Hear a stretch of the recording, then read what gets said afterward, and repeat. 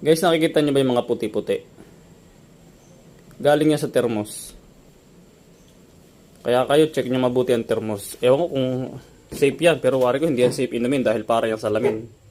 Parang plastic na salamin. O ayun, no, napakadami, nakakernang. Mantala yung thermos, bago pa. Hindi ko wala, pa yata isang taon.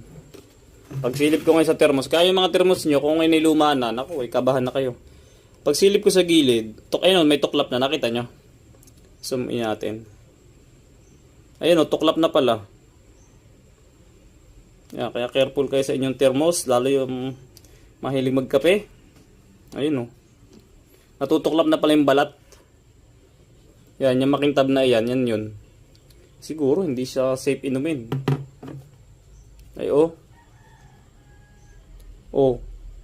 ay mahilig pa naman tayo pag nagkape. Ilalagay agad natin yung kape, saka bubuhusan pala